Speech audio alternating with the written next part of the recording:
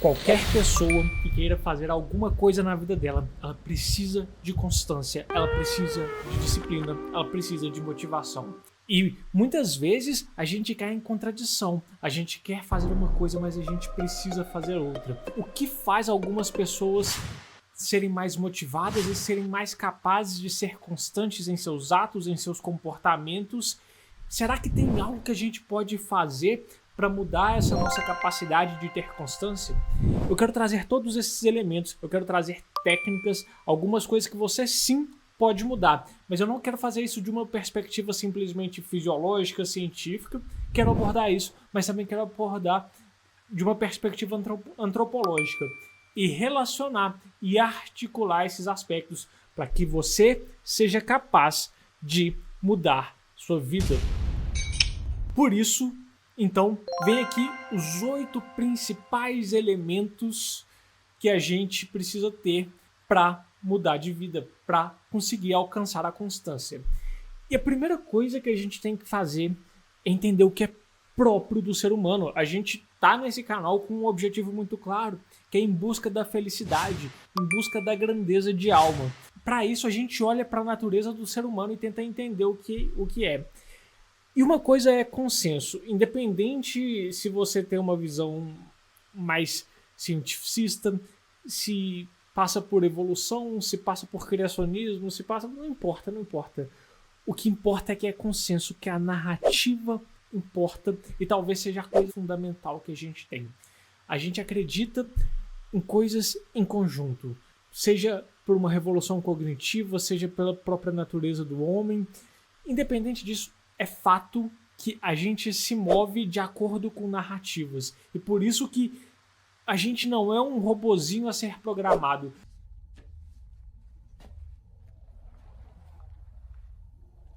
Assassinato é um truque novo para um robô. Parabéns. A gente acredita em coisas em conjunto. E isso faz com que a gente haja. As coisas mais marcantes que acontecem na vida, os feitos mais grandiosos, normalmente vêm de pessoas que estão completamente engajadas em uma narrativa, tanto para o bem quanto para o mal. Então para pensar que é sempre importante você construir, você acreditar em uma história, acreditar em conjunto. Então vamos dar exemplo aqui. Como que as pessoas são capazes de dedicar a vida delas em uma guerra, em se colocar em situação e quererem ir por uma situação que eles podem morrer a qualquer instante. Muitas vezes não precisa ser guerra, mas você é um patriota e você está disposto a sacrificar algumas coisas em prol de um bem maior. Você se coloca como uma pessoa que vai dar cara a tapa, que vai procurar fazer revolução, que vai ter comportamentos que vão revolucionar. Tipo Martin Luther King, que buscou por uma briga para que tivesse mais igualdade entre pessoas de cores diferentes. E aí você vai partindo disso para outras situações, para religião. E quantas pessoas são capazes de entregar a própria vida pela religião? Quantas pessoas são capazes de entregar o seu bem material por uma religião? Quantas pessoas são capazes de fazer fanatismos, loucura por uma religião? Quantas pessoas são capazes de fazer a mesma coisa por um time de futebol? Quantas pessoas acabam fazendo até a loucura de pegar um time de futebol e dar mais prioridade para ele do que para a própria família, às vezes, do que para o próprio bem-estar. Ele sacrifica todo o dinheiro dele gastando com o time, viajando com o time, se endividando. E você deve me perguntar, mas Pedro, o que isso tem a ver com constância? Tem a ver que isso é a motivação. E não existe disciplina sem motivação. Não existe constância, não existe comportamento sem motivação. Porque motivação não é um discurso inflamado, motivação não é um videozinho que vai te deixar super animado por um período curto de tempo.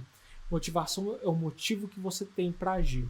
Claro que todos nós temos nossas motivações pessoais, nossa própria história. Só que a gente ganha mais força quando a gente acredita em coisas em conjunto, quando a gente acredita em um ideal, quando a gente acredita que a gente está fazendo parte de algo que é maior do que a gente mesmo, quando a gente é capaz de deixar um legado, por exemplo. E assim a gente vai contrariando nossos pequenos desejos para fazer algo por um bem maior. Isso é fundamental, isso é importantíssimo. E é até curioso que você olha para a perspectiva de pessoas que viveram um niilismo à prática, levaram a ferro e fogo, de que nada faz sentido, de que elas não tinham um motivo para acreditar em algo maior e que não sei o quê. E a vida delas é uma decadência, perde sentido, perde significado. A nossa capacidade de entregar uma narrativa para nossa mente é o primeiro e o principal motivo, e eu vou articular ele agora com outras coisas. E, obviamente, a gente não pode deixar de perceber o nosso lado fisiológico, e por mais que a gente acredite em coisas em conjunto, a gente se compara muito. A gente não pode deixar de lado a nossa individualidade. Então, por isso que, em segundo lugar, a gente tem que entender a nossa diferença para os outros. Por mais que a gente seja humano, não é um robozinho, porque se fosse um robozinho, a gente pegava a fisiologia do ser humano e era só reprogramar, era só repetir o comportamento. E por mais que seja interessante eu olhar para as pessoas que conseguiram espelhar e até imitar o comportamento delas, eu preciso entender que existe uma diferença. E aqui começa muitas vezes a genética da pessoa. Se você é uma pessoa neurodivergente, por exemplo, você vai ter algumas dificuldades ou algumas facilidades. Se você tem altas habilidades, se você tem TDAH, e você precisa entender isso. E é muito importante que você tenha um acompanhamento, uma pessoa que entenda como te ajudar e como trabalhar com esses aspectos, porque você não funciona como a maioria das pessoas. Entender essas diferenças. Outro aspecto que vai fazer total diferença nesse entendimento é conhecer alguns traços de personalidade. Use o Big Five, que é o modelo de personalidade, né, que entende os seus traços de personalidade com uma perspectiva científica, uma estatística que está por trás, que dá robustez, que consegue fazer isso ser uma tendência estável. Depois de adulto, você tem tendências de comportamento. E eles analisam 5 traços: extroversão, neuroticismo, abertura à experiência, agradabilidade, conscienciabilidade. Então, se você tem um traço alto de conscienciabilidade, você é mais capaz de contrariar sua própria vontade e fazer aquilo que precisa ser feito. Diferente de uma pessoa que tem baixo traço de conscienciabilidade. Se você é uma pessoa com alto grau de neuroticismo, você tem uma tendência... What the fuck is wrong with you? Get in your car, dude. Get in your car! I'm in my car. That's fair. a ter uma instabilidade maior, enquanto a pessoa que tem baixo grau de neuroticismo tende a ter maior estabilidade emocional. Tudo isso é importantíssimo. Então, você entender suas tendências vai o quê? Te limitar e deixar fixado. Ah, agora eu não posso mais porque eu tenho determinado traço? Não. Você é capaz de certa forma, não totalmente, mas você consegue mudar alguns traços baseado nos seus próprios comportamentos. E aí você vai ter que primeiro entender que você tem essa tendência e procurar quais hábitos, quais comportamentos, quais formas você pode mudar algum desses traços. Então, entender a sua individualidade, ele é importantíssimo. Terceiro aspecto que eu falaria, que é importantíssimo para ter constância, para ter disciplina no seu comportamento, eu vou falar um que vai destrinchar em outros, mas é o seu ambiente. Mas o que eu estou falando? O ambiente, ele tem um ambiente interno e um ambiente externo. O ambiente interno é seu corpo, é como ele funciona. Então a gente começa com os hábitos que você já adquiriu. Porque as sinapses feitas, você não vai conseguir eliminar elas totalmente do seu cérebro, mas você pode enfraquecer. E junto com isso, o que vai acontecer? Como você tem se comportado hoje, ontem, semana passada, mês passado, está totalmente relacionado, está te influenciando diretamente em como você se comporta agora. E essas escolhas são importantíssimas de se prestar atenção, porque elas estão moldando esse ambiente interno que você tem. Então você vem aqui o que você começa a perceber é que se você tem hábitos que... Eu vou ter que entrar em dopamina, que seria outra coisa. Primeiro entende isso. Vários hábitos, não só a dopamina, que vão modelar o seu ambiente interno, o funcionamento, a fisiologia do seu corpo. Desde o horário que você acorda, como você dorme, que é o sono que eu vou falar, a sua alimentação. Tudo que eu como no café da manhã de um resort. Um pão de queijo.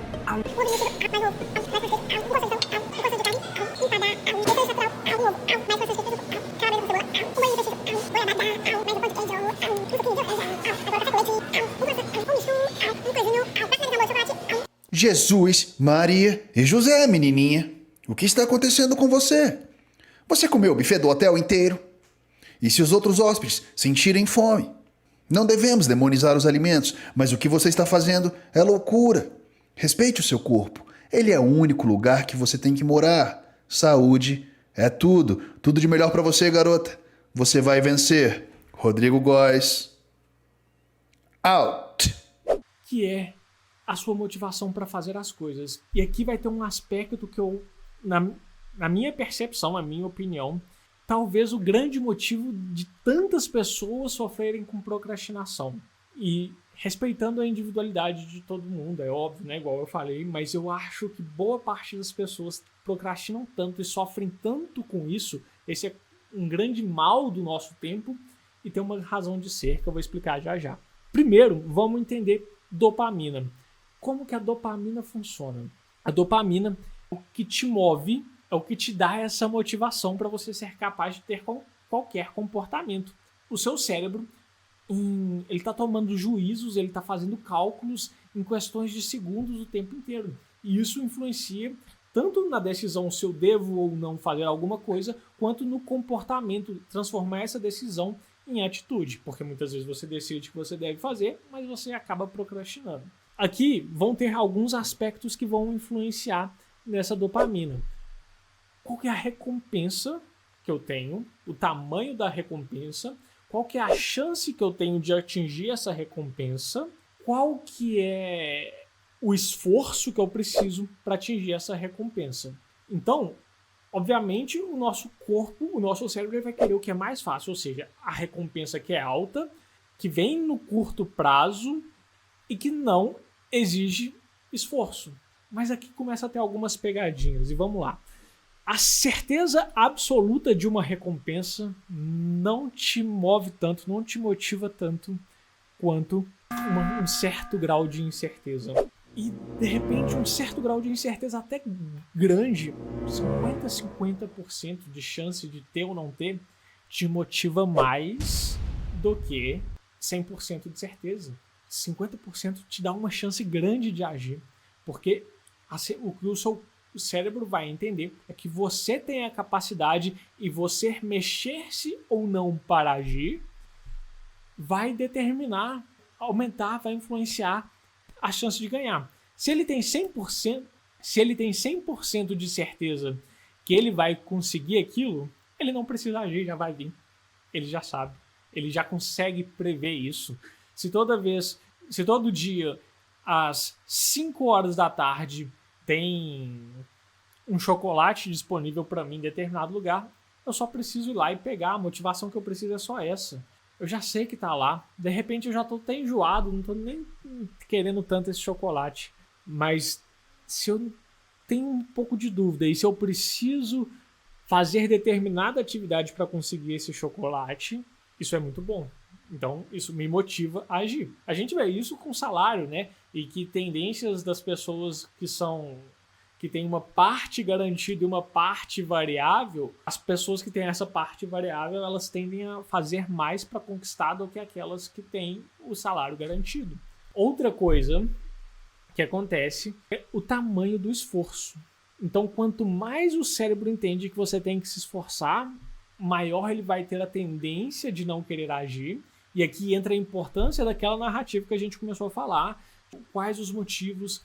Porque quando a gente fala de narrativa, uma coisa que eu não falei que é importantíssimo é clareza do que você precisa, saber exatamente o caminho, quais são as possíveis dificuldades. Quanto mais clareza você tem, mais importante. Segundo aspecto, congruência. o ser humano ele busca ser congruente o tempo inteiro. E a dissonância cognitiva, que é quando a gente começa a ter certa hipocrisia, vamos falar assim, a gente fala uma coisa, age de outra, a gente quer uma coisa, mas a gente está em dúvida. Toda essa dissonância cognitiva ela é um grande empecilho no nosso comportamento. E isso tem grande influência na nossa parte de motivação. Então, você sabe, por exemplo, aqui a gente está dentro, praticamente a maioria, pelo menos a maior parte das pessoas que eu vejo conversando são cristãs. Então a gente tem um caminho, a verdade e a vida para seguir. E a gente sabe que a gente quer alcançar grandeza de alma, a gente quer ser imitador de Cristo e para isso a gente precisa adquirir virtudes. Então eu começo a ter clareza, eu tenho um ideal aqui, mas eu sei que ao mesmo tempo existem certas coisas em mim que são contrárias a isso. Eu tenho uma narrativa, eu tenho uma clareza, eu sei quais são as virtudes, eu sei o que pode me ajudar a conquistar determinada virtude, o que pode me deixar atrapalhar. Eu sei que muitas vezes o que eu vou ter uma tendência aí contrário, e aí eu preciso me motivar com essa própria narrativa que eu falo, porque aqui é outro aspecto que faz total diferença.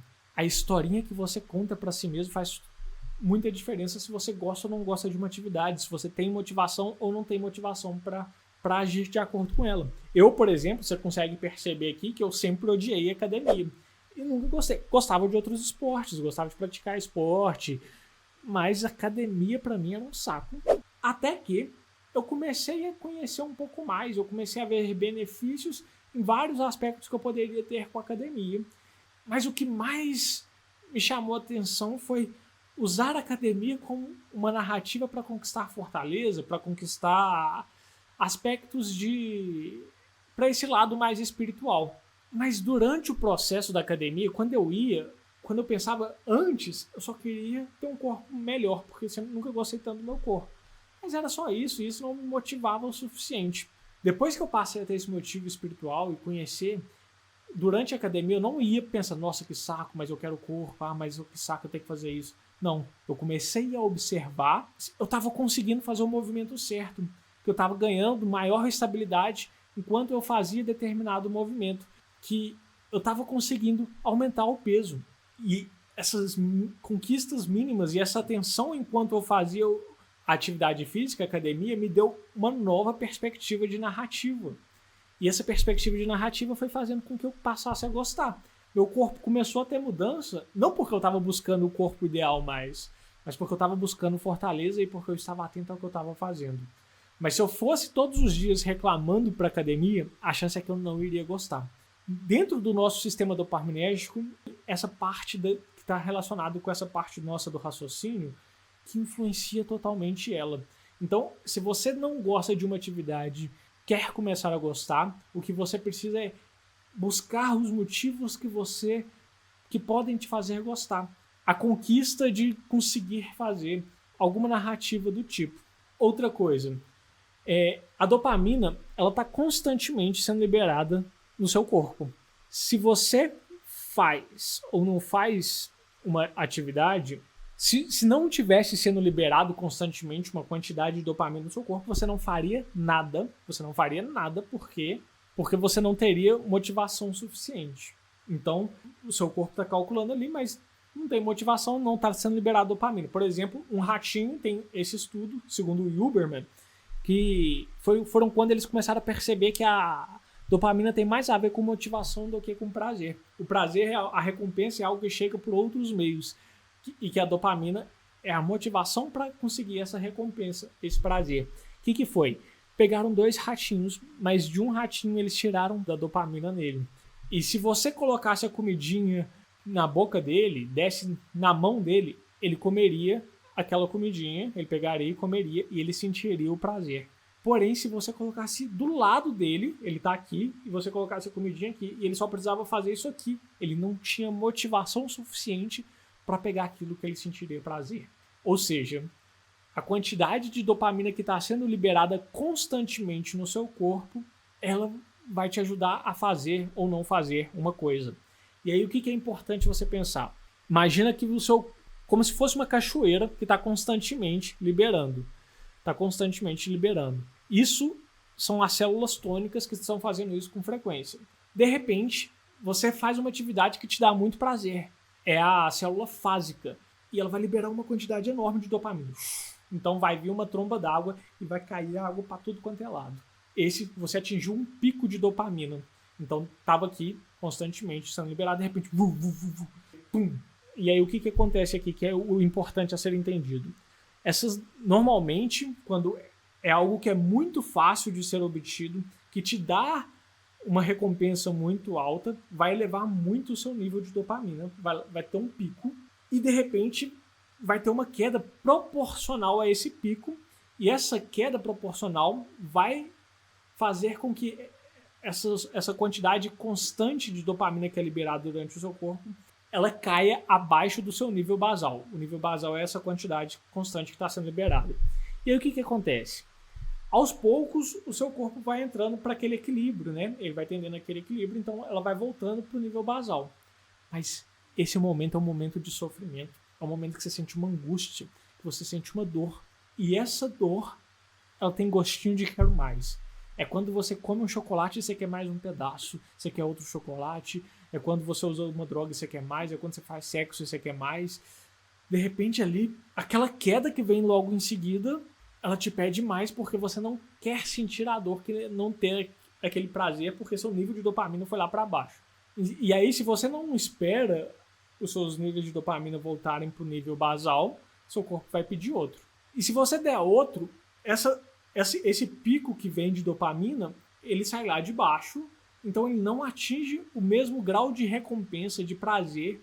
Os níveis de dopamina não são tão altos, não chegam no pico que chegou anteriormente. E aí, na hora que você vai vendo, se você vai repetindo esse prazer e esse coisa, seus níveis de dopamina vão caindo e ele vai demorar cada vez mais.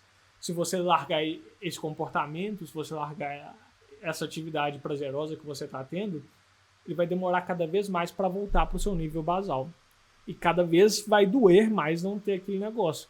Por isso que muitas vezes você começa a comer tanto que você come, mas você não sabe porque você está comendo chocolate, por exemplo. Você continua comendo, mas você não está tendo a sensação gostosa que aquele chocolate deu na primeira mordida. E por que isso aqui é importante?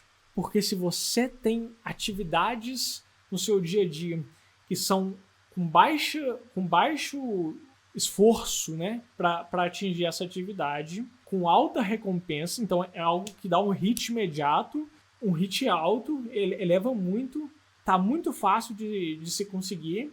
Isso aqui é perigoso. Por que ele é perigoso? Porque vai baixar o seu nível de dopamina. Se você começa a acumular isso, os seus níveis basais de dopamina vão te levar para baixo. E se ele te leva para baixo, talvez você fique desmotivado simplesmente porque você tem muitos comportamentos fáceis que te dão esse hit e você não recupera o nível basal. Então, aqui que está o grande motivo para mim. Eu vou voltar nisso aqui, guarda essa informação, mas antes eu vou falar outra coisa, que é óbvia. Estabilidade emocional. As suas emoções influenciam totalmente o seu comportamento. As emoções, elas estão junto com a criação da narrativa. Quando você se sente bem, é algo que você tem amor para dar, quando você acredita numa narrativa, tem sentimentos, tem emoções envolvidas. E qual que é a diferença de emoção para sentimento? A emoção, ela não é consciente. São os disparos, toda a movimentação, toda a alteração fisiológica que acontece no seu corpo quando você está diante de algo que está acontecendo. Pode ser um pensamento, um gatilho interno, pode ser uma lembrança, uma memória, pode ser um gatilho externo. Às vezes, algo que alguém falou, uma foto, qualquer coisa que entrou pelos seus sentidos e que afetou o comportamento do seu corpo, sem que você controle. O sentimento já é quando você percebe isso e dá significado. Muitas vezes a gente vai ter esses comportamentos, a gente vai ter emoções e a gente não vai perceber que elas aconteceram no nosso corpo. Talvez porque elas fossem sutis, talvez porque a gente está muito no modo automático, mas elas influenciam totalmente o nosso modo de agir. E agora, uma pessoa que tem uma boa gestão emocional, ela tem a maior capacidade de perceber as coisas que afetam, que influenciam no agir do corpo dela, e ela consegue trabalhar melhor com isso. talvez se ela percebe dando determinado significado, ela consegue também conversar mentalmente, né, e trabalhar com esses significados. Mas para pensar agora, a rede social, o celular, são comportamentos, tá na rede social vendo um Reels atrás do outro, um post atrás do outro. O que está acontecendo? Ali eu estou buscando algo. Eu tenho uma expectativa que pode me dar recompensa ou não. E aquele grau de incerteza de que talvez eu veja algo que eu gosto muito, talvez eu veja algo que não me interesse tanto, já te deixa motivado para agir. Vamos pensar no cassino antes, que o cassino é totalmente desenhado para isso, né? Então, dentro de um cassino, você tem todo aquele ambiente externo primeiro, né? O som, as luzes, tem tudo ali dentro é muito bem pensado. E de repente tem a máquina. E naquela máquina você puxa e você gira. De repente, vou ganhar ou não vou? Vou ganhar ou não vou? Ali é projetado para sempre você pelo menos ficar no quase ganhar. Então, aquele que vem as frutinhas, né? Vem a primeira frutinha, aí deu uma frutinha. Aí você precisa ver a próxima. E ela vai rodando, e ela vai passando. E quando ela passa, você fica com a expectativa do quero mais. Será que vem? Veio! Nossa, a terceira. Se bater, eu ganho. Já tô perto. Vai bater. Não bateu a outra. Cara, você teve... Entendeu? Você foi a 1000 aqui. Teve muita expectativa. Teve muita dopamina. E aí, o que vai acontecer? De repente, você não ganhou. Aquela frustração, mas... Quero mais. Eu quase ganhei. E aí você vai fazer de novo. Então aqui vai entrando no vício, né? Você vai viciando naquele comportamento. A rede social, ela tem a mesma lógica por trás. E o próximo... E ali tem o fator social. A gente é muito movido pelo social. A gente precisa acreditar nessas coisas em conjunto e tudo mais. E eu quero saber o que o outro está falando. Eu quero saber quem é do meu convívio social. Ali eu tenho contato que eu não teria com artistas, com pessoas famosas que eu admiro, mas ao mesmo tempo eu tenho a capacidade de aprender algo novo, eu tenho a capacidade de ter uma informação de uma notícia que ninguém está sabendo, que eu vi primeiro, e eu vou contar para as pessoas. Eu tenho a capacidade de ver algo engraçado, eu tenho a capacidade de ver algo fofinho, eu tenho a capacidade ali de... Aquilo ali pode me dar uma notícia de uma tragédia, algo de injustiça. Ela pode levar nossas emoções e sentimentos para diversos lugares. Então, eu tô aqui num caça-níquel, rolando, esperando o próximo. E aí o próximo... esse aqui não me interessou muito, passa. Nossa, isso aqui... muito bom. Manda pra pessoa. O que tá acontecendo aqui é que você tá buscando comportamentos que vão liberar muita dopamina, que vão mexer muito na sua emoção. De repente, essa emoção pode te levar para algo muito feliz e te dar muito prazer, pode te levar para algo triste e te deixar desmotivado e te deixar frustrado. E aí, qual que é a chance de você parar disso e falar, agora eu preciso trabalhar duro aqui, algo que vai me custar. O seu cérebro não vai querer. Seu nível basal de dopamina provavelmente, e aí a interpretação minha, vai estar lá embaixo. Suas emoções vão estar completamente aleatórias, podendo ir para tudo quanto é canto. Talvez você nem vai perceber que aquilo mexeu tanto com as suas emoções, mexeu tanto fisiologicamente com o seu corpo, e aquilo te leva. Então, para mim, o maior motivo de procrastinação é o tanto que a gente usa a rede social, é o tanto que a gente usa o celular, e o celular principalmente com rede social.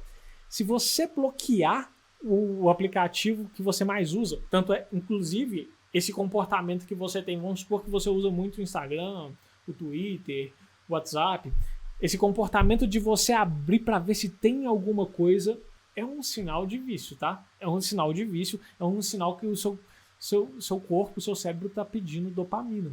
Ele está motivado para ver se tem alguma coisa ali para te dar recompensa.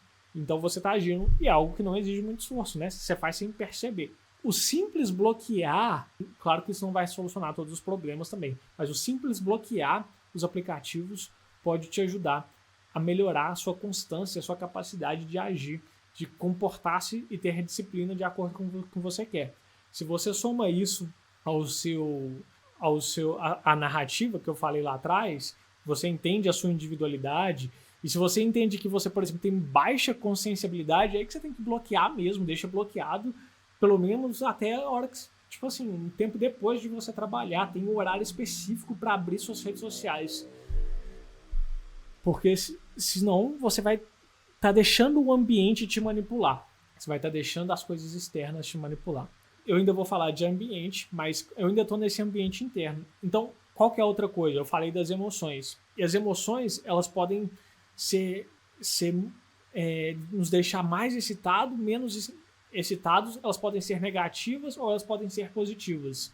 Então, uma coisa que me deixa muito excitado e muito negativo, ela me causa estresse, por exemplo. O estresse é ruim? De curto prazo, não. Ele te permite agir também.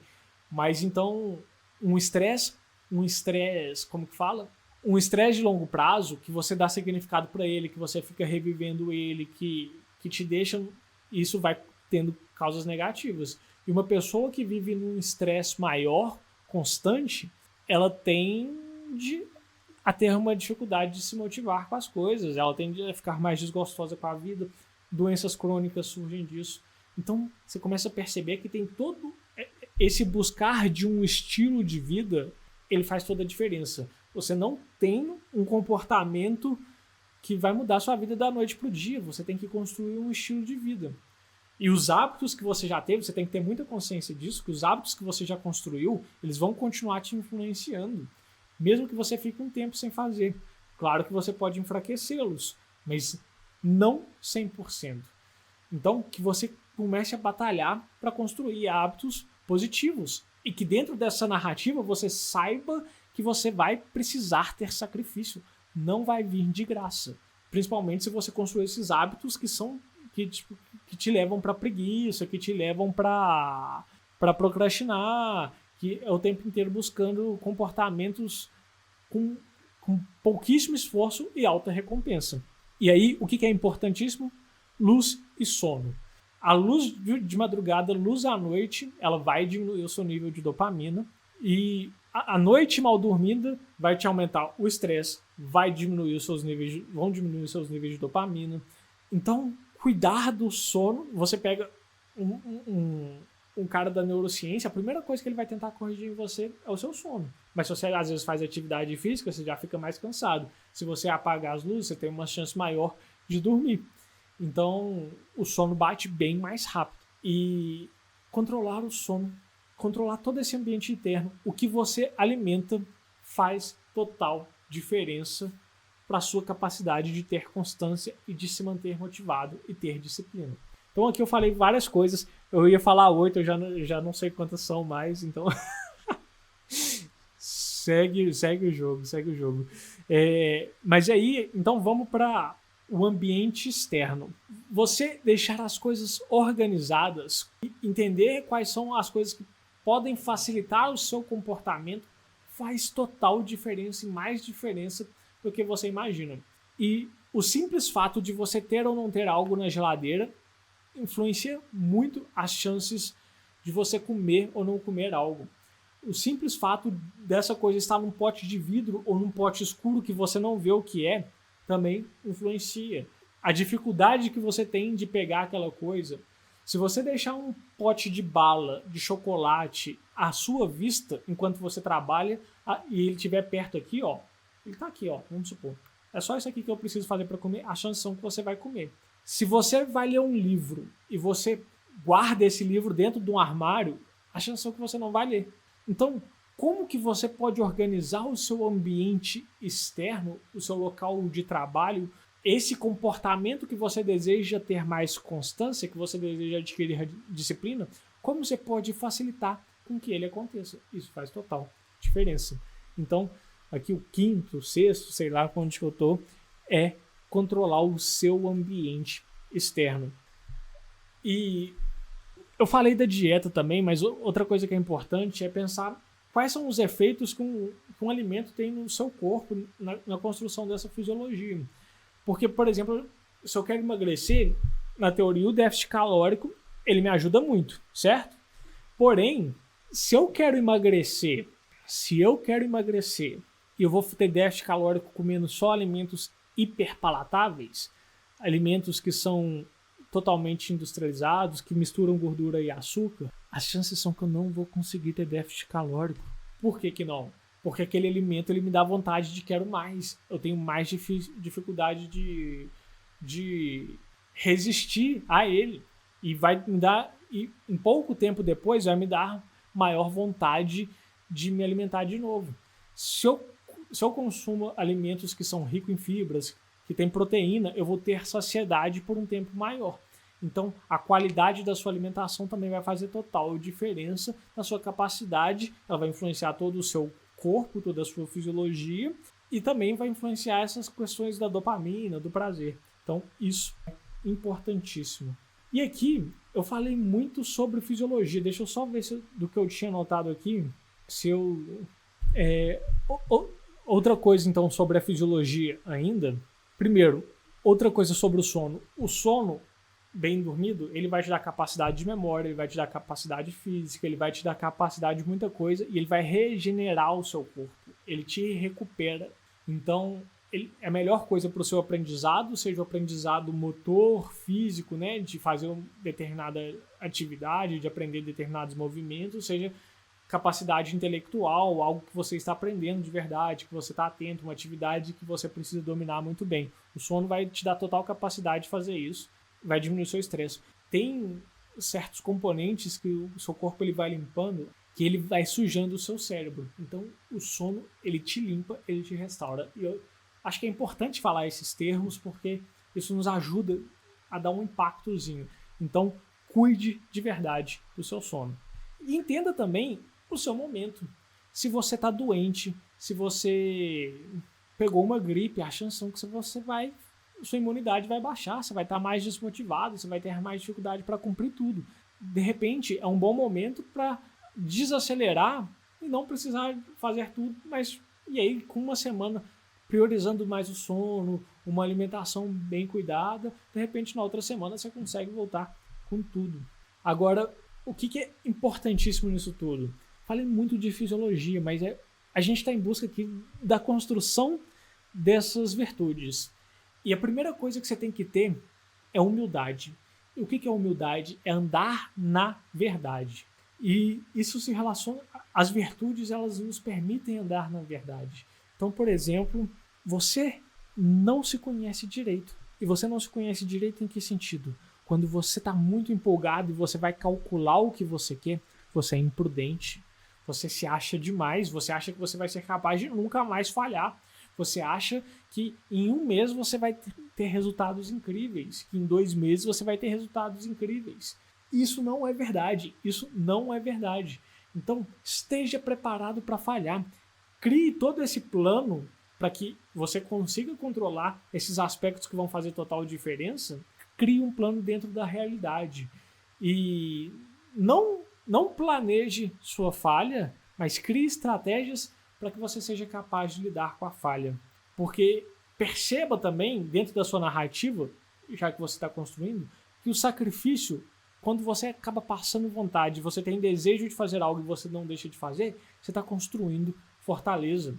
Quando você percebe que algo está te dominando e você precisa dessa ira, dessa fortaleza para ter maior temperança e que algo não te domine, que você seja escravo de determinado alimento, então quando você coloca na sua narrativa que quando você está conseguindo passar por isso, é uma conquista interna e que vai ser difícil por causa das suas escolhas anteriores, isso te dá a capacidade de construir virtudes e se aproximar do seu eu ideal. Nossa, Pedro, mas eu acabei falhando. Falhou. Começa de novo. Deveria ter comido um pote de sorvete sozinho? Não deveria, mas comeu. Segue o jogo. Porque é melhor. Porque o que a gente acaba fazendo muitas vezes é a gente ter uma falha psicológica. O que é a falha? A falha psicológica, a gente abraça a falha psicológica. Já que eu comi mesmo, agora que se dane eu vou continuar comendo. Mas isso é imprudência. Isso é você não querer aceitar que você falhou, que você tinha um objetivo e você não conseguiu cumprir. Então você acaba abraçando a falha e mantendo um comportamento que não está te trazendo uma vida melhor, não está te trazendo qualidade de vida, não está te trazendo benefícios, mas aí você não tem a sensação de falha, porque você entregou, você já não está tentando de novo mesmo, você já não quer construir aquele novo hábito, aquele novo comportamento, você não quer ter mais disciplina. Então, se eu tô com o objetivo de cumprir algo, eu falhei, e aí eu chuto o balde, você tem a falha, você não tem a falha psicológica, você prefere abraçar uma sensação de que se dane, mas você começa a ter uma falha biográfica, uma falha de que você não vai conseguir alcançar aquilo que era importante para você. Aquela narrativa lá atrás, você está deixando que o seu corpo te domine mais do que a sua vontade de buscar essa reta razão, a sua vontade de buscar virtudes, que você vai olhar para trás no final da sua vida e falar, cara, não fiz o que eu deveria ter feito, me arrependo do que eu não fiz, me arrependo das pequenas escolhas que eu tomei no dia a dia. Então, vai ser uma conquista, você não vai conquistar da noite para o dia, você vai falhar. Esteja preparado para falhar e recomeçar. Falhar e recomeçar. Se você quer entender melhor quais são os aspectos que compõem cada uma dessas virtudes, nos vídeos anteriores eu falei sobre temperança, eu falei sobre fortaleza, falei sobre prudência, falei sobre justiça. E junto com isso, eu falei também sobre como que o vício começou por uma visão antropológica, partindo lá de Adão e Eva, como que Jesus superou esses mesmos 3 aspectos que está escrito ali, do comer, do olhar e do conhecimento. E eu falei também sobre... E aí você começa a entender que a partir dessas coisas eu posso ter um comportamento ordenado que entende as suas próprias paixões e que educa as suas próprias paixões e inclinações, que são naturais e que quando são vividas de uma maneira ótima, elas são positivas, porém, se você está desordenado com elas, você tende para os vícios, para esses comportamentos ruins, e aí você não consegue ter... Você costuma falhar, você acaba cedendo aos seus prazeres e ficando desgostoso com você mesmo, tendo uma vida que não consegue ter constância, que não consegue ter disciplina. Então é isso. E se você quer construir junto comigo uma capacidade de entender melhor essa consciência humana a partir dessa visão antropológica que tem a Suma Teológica, Santo Tomás de Aquino como quem entendeu melhor essa natureza do ser humano a partir dessa visão clássica, né? Porque ele usa muito conhecimento que vem construindo na busca pela verdade de Sócrates, Platão, Aristóteles, e ele articula muito bem isso com todo esse conhecimento da nossa fé, da nossa religião. E a gente usa a literatura para expandir, para entender melhor essa perspectiva e como pessoas que tomaram caminhos diferentes, ainda que fictícios, mas tem muito da realidade ali. Então a gente usa como conhecimento para expandir a nossa forma de olhar o mundo, de interpretar o mundo, de ter capacidade de compaixão. Mas a gente usa, igual eu fiz aqui também, a neurociência, os conhecimentos científicos do nosso corpo, para que a gente comece a ter estratégias que são capazes, que nos vão fazendo capazes de dominar o nosso comportamento e nessa direção que a gente deseja, que é essa grandeza de alma, que é essa felicidade, essa plenitude de alma, conquistando as virtudes. Então é isso. Muito obrigado e até a próxima.